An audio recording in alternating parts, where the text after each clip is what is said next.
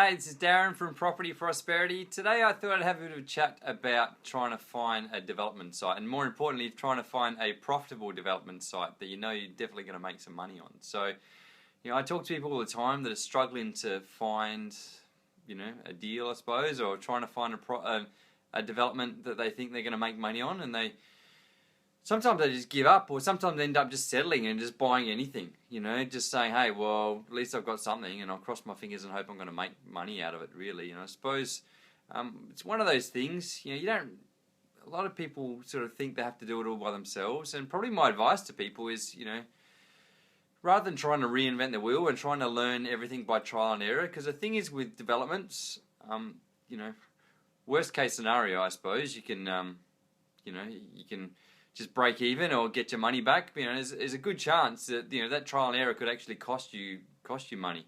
Best case scenario, probably you break even, really, and worst case scenario, you actually lose all your cash. And so the issue is when you're first starting out, more particularly when you're first starting out, is if you make a mistake and you lose your money, then it's pretty hard to get back to where you got to. And quite often, once burnt, twice shy, you're probably less inclined to go back and do it again. And so particularly when you're just starting out, that cash or that capital or the equity or whatever you're using to try and get yourself started, you've had to probably, save that up by sweat and hard work and trying to save up to get to where you want to get to. And so then if you lose all that money, then you sort of think, hey, how am I gonna do this all again? Can I go out and save up that money again and do the 5 or 10 years of saving to go out and do another development? So then I can give it all again. Because the thing is, you do learn by trial and error, but unfortunately, because it's so expensive to learn by trial and error as being a property developer, then it's quite hard to go back and do it again. Because the thing is, the more times you do it, the better you're going to get at it, to be honest. But the problem is every time you learn something, you might learn something different in the next development you do. So my advice to you is if you want to try and get out there and get into developments and you're looking at trying to find a profitable development, particularly if you're starting out, I just try and leverage off of people that know what they're talking about already. So go and have a chat to developers that that either do it for a living, or you can see they're doing property development full time, or consistently enough that that you can leverage off of their mistakes. If they've made lots of mistakes over time, they're less likely to make it again. And you say, hey, well, rather than me having to go out and make mistakes again, why don't I just work in with these guys and then use some of their skills and knowledge and experience, and then I can piggyback off of that, I suppose. So ways to do that, you either might do a joint venture with them. What you need to do though is to try and work out whether someone knows what they're talking about. Have a look at some of their past projects. Let them physically show you some of those projects. You don't you can go out and have a look at them, but you can get on Google Earth and have a bit of a look, and they can talk you through it, so you can sort of see whether they can actually, hey, thanks for the like, whether they actually walk the walk, not just talk the talk. And I suppose that's the problem with the world of development, but property in general. I suppose there's a lot of people that can talk the talk, but whether they actually walk the walk is a different thing. So actually go out there and see what the numbers were and what the actual developments they've done, and just have an understanding of their level of experience. And again, you learn by trial and error. The more times you do it, the more experience you're going to build up. So if they've only owned one development, then maybe they haven't had enough experience to sort of learn by that trial and error. So you probably want to see they've done many, many, many developments, I suppose.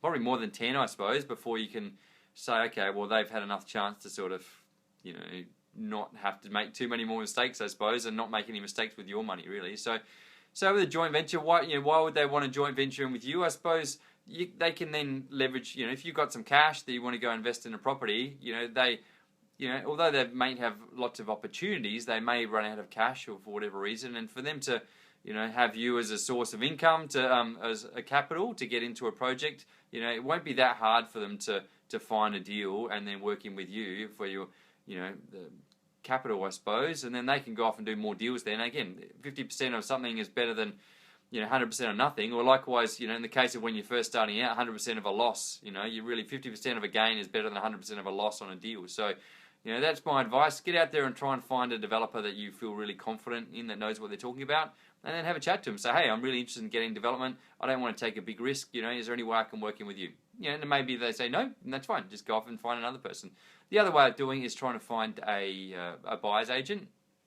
The danger with a buyer's agent, I suppose, is, they're not necessarily a property developer. So they may be good at trying to find a property, which is generally most buyer's agents are real estate agents. Because to be a buyer's agent, to go out and wheel and deal on a property and negotiate on a property on your behalf, you actually have to be a qualified real estate agent. Otherwise, you're breaking the law and you're going to get fined like $20,000. So that's the first thing. If someone's out there negotiating on a property on your behalf and they're buying it on behalf of you, or negotiating on your behalf, then they need to be a real estate agent. Otherwise, they're breaking the law, basically. If they're doing a joint venture with you where you're buying it together, then they can go out and negotiate on a property with you on your behalf, in the sense that you're going to work in together. But if they're buying it on your behalf, they need to be a real estate agent. They need to be qualified. So that's the first point. And the second point is, even if they are a real estate agent, not a lot of real estate agents are actual property developers, or they've done maybe one or two developments. So that's the next question. If they are acting as your buyer's agent, that might be fine if they're just going to buy a house to, source a house for you to live in. But if they're sourcing a house for you to develop, then you want to make sure, do they have the skills and the expertise to be able to analyse that project to make sure it's going to be profitable. So get them to show you some samples of how they analyse projects. Example-wise, if I'm doing an analysis of a subdivision for a client, I have, well over 200 pages, almost 300 pages of analysis that I go through to make sure I've ticked all the boxes. Because the thing is with the development, you make the money at the end, and so if you don't get to the end, if you get stuck halfway through because you find an issue, then quite often you're worse off than what you started. Hey Mark, thanks for joining, and Dave, thanks for joining too.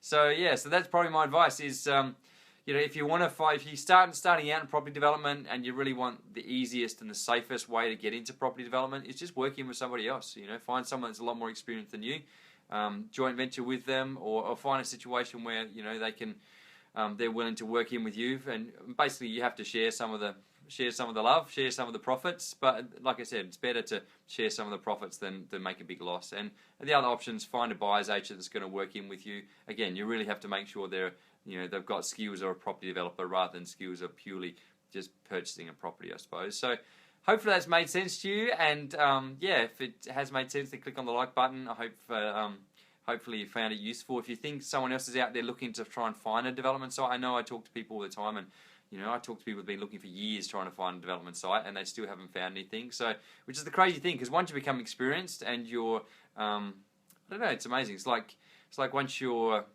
I don't know, buy a red car, suddenly you see all these red cars out there. And likewise, once you become a property developer and you're out doing more and more deals, you suddenly just find there's heaps of deals all over the place. So, from my perception, it amazes me when people say they can't find any good deals out there, because there's heaps of opportunities out there at the moment. But it's one of those things, the more experience you get, the easier it is to find deals. So hope that's made sense to everybody. And so click on the share button, or otherwise, if you've got something you want me to talk about in a future episode, then click on the comment box. If you've got any other questions, or something you're not sure about what I've had to talk about, then click on the comment box, and I'm happy to try and answer any questions I have. So thanks guys, I look forward to catching up with you next time.